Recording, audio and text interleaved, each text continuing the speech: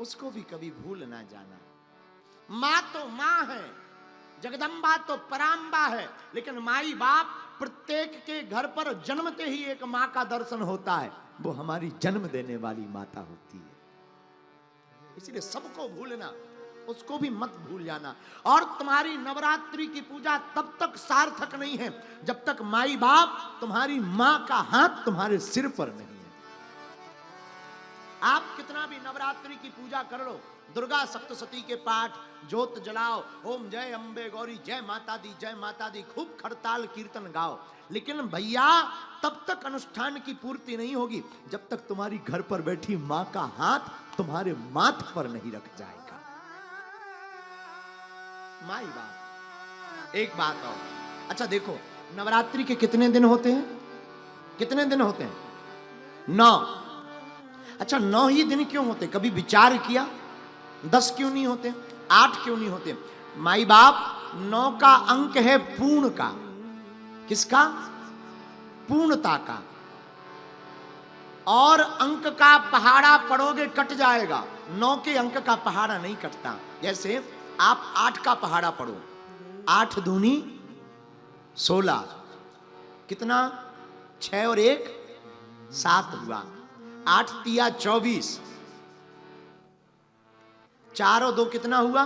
6 हुआ। लेकिन अगर आप 9 का पहाड़ा पढ़ोगे तो उसमें अंक ज्यों के त्यों आएंगे। आप अगर पढ़ो 9 दूनी 18, तो 8 और 1 9 तिया 27, 7 और 2 9 चौको 36, 3 और 6 9 पंचे 45, 5 और 4 9 छक्के 54, फिर 5 और 4 कितने? 9 सत्ते 63, 6 और 3 9 अट्ठे 72, 7 और 2 9 नम्मा 81, 8 और 1 और 9 धाम, 0 हटाओ सो फिर 9। ये अंक कहीं नहीं कट रहा, पूरी पहाड़ा में आप पढ़िएगा, पूरा का पूरा पूर्ण है। इसलिए माई बाप, जिंदगी में हम लोग माँ के गर्भ में भी 9 महीने तक रहते हैं, और 9 माह तक गर्भ में रहते हैं। उस 9 माह के गर्भ का कर्जा अगर चुकाना है तो नवरात्रि में माँ अम्बा को मनाना है।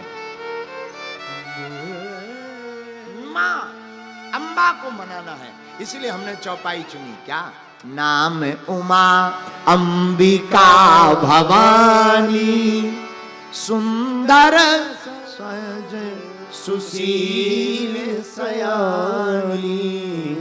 नाम उमा अंबिका भवानी, सुंदर सहज सुशील सयानी। अच्छा एक बात और, नवरात्रि के बाद क्या आता है? दशहरा आता। दशहरा किसका प्रतीक है? विजय का। जो 9 दिन तक माता रानी के चरणों में उपासना करता है वो इस संसार की माया पर विजय प्राप्त कर लेता है, माधव का हो जाता है। और दशहरा में किसका वध हुआ था? बोलिए, किसका हुआ था? अभी दशहरा आएगा तो जगह जगह रावण को जलाया जाएगा, बेचारे को। अब लोग भी कितने विचित्र हैं, हर साल जलाते। और रावण इतना खतरनाक आदमी, हर साल फिर खड़ा हो जाता ले। और गुजरात के आदमी ऐसे बड़े बड़े फटाका मारते हैं भैया, बड़े बड़े बम ड्रम, और रावण अगली साल फिर मिलेगा, ले अब मारो। रावण कितना खतरनाक है, इतने सालों से जल रहा फिर भी रावण कभी आज तक मरा नहीं। क्यों? क्यों? क्योंकि हम लोग बाहर के रावण को हर बार मार रहे, भीतर के रावण को जिस दिन व्यक्ति मारना प्रारंभ कर देगा दोबारा जलाने की आवश्यकता नहीं पड़ेगी। एक बात और महाराज जी, पूज्य गब्बर से, जहां गब्बर पहाड़ पर माता रानी के साधक हैं, सभी आचार्य विराजमान है। महाराज जी एक प्रार्थना हो, दशहरा आता है ना तो सब लोग कहते हैं महाराज अंदर की बुराई को मारो। अंदर की किसको मारो? रावण रूपी बुराई को मारो, ऐसा कहते ना। हम थोड़ा उल्टा बोलते हैं। हम कहते हैं अंधर की बुराई को मत मारो, अंधर के रावण को मत मारो, अंधर के राम को जगाओ, रावण अपने आप मर जाएगा। रावण को मारने के लिए अपनी ऊर्जा मत लगाओ, राम को जगाने के लिए अपनी ऊर्जा लगाओ। माई बाप जो नवरात्रि में साधना करेगा, उपासना करेगा, उसके भीतर 10वें दिन राम अपने आप जाग जाएंगे। क्यों? जब हिमवान के घर पर अम्बा प्रकट हो सकती हैं, तो तुम भी 9 दिन अपने मन को पवित्र करो। पहला दिन किसका है? प्रथमम शैलपुत्री चा, मां शैलपुत्री का पहला दिन है। अब पहले दिन शैलपुत्री माता की जो साधना करता है, वो जो कामना करता है उससे प्राप्त होती है। दूसरे दिन किसकी पूजा? दूसरे दिन मां ब्रह्मचारिणी की पूजा। ब्रह्मचारिणी की पूजा करने वाले साधक को शांति मिलती है। तीसरे दिन किसकी पूजा होती है? आज तीसरा दिन था। आज के दिन मां चंद्र घंटा की पूजा होती है। जो भी चंद्र घंटा की पूजा करता है, मां के मस्तक पर चंद्रमा है, चंद्रमा मन का देवता है, मन की स्थिरता होती है। चौथे दिन किसकी पूजा होती है? चौथे दिन होती है कूष्मांडा माता की पूजा। कूष्मांडा माता की पूजा करने से क्या होता? जो भी साधक मां कूष्मांडा की पूजा करता है, भैया उसकी आयु बढ़ जाती है, आयु में वृद्धि होती है, दीर्घायु, बड़ा दीर्घायु होता। पंचम दिवस किसकी पूजा? पंचम दिवस होती मां स्कंद माता की पूजा। स्कंद माता की पूजा करने से क्या होता? स्कंद माता की पूजा करने से मोक्ष की प्राप्ति होती है। मोक्ष का मतलब मर नहीं जाएगा आदमी। एक आदमी से हमने कहा, कहो भैया मोक्ष पाने का उपाय करो। बोले महाराज अभी हमें विवाह भी करना, बहुत जिंदा रहना है। अरे हमने कहा ठटरी के बरे, मोक्ष का मतलब मरना नहीं है। सुखम चा दुखम चा भवा भवौ चा लाभा लाभौ जया जयौ। मोक्ष का मतलब है सुख में और दुख में जो सम रहे। सुख में जिसे प्रसन्नता ना हो, दुख में जिसको कष्ट ना हो। सुख आवे तो भगवान को धन्यवाद देकर के कहे प्रभु आपको समर्पित, और दुख आवे तो मन में सोचे ये हमारे पाप कम हो रहे हैं। ऐसी जिंदगी को ही मोक्ष कहा जाता है। तो पंचम दिवस जो भी स्कंद माता की पूजा करता वो मोक्ष पाता। छठवें दिन किसकी पूजा होती? छठवें दिन होती मां कात्यायनी की पूजा। किसकी पूजा? मां कात्यायनी की पूजा। कात्यायनी माता की पूजा करने वालों को 2 प्रकार से लाभ मिलता, धर्म अर्थ काम मोक्ष, ये चारों पुरुषार्थ मिलते।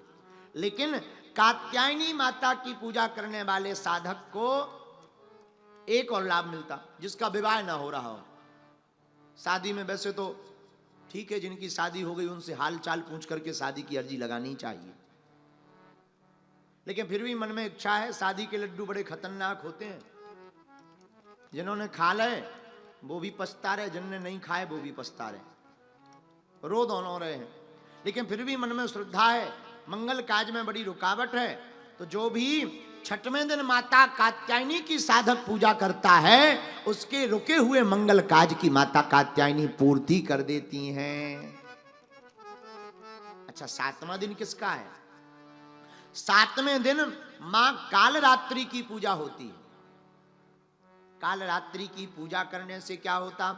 जो भी साधक मां कालरात्रि की पूजा करता, उसके घर पर कैसी भी बाधा हो, भूत प्रीत की बाधा हो, कुछ भी घर में नहीं टिक पाती है।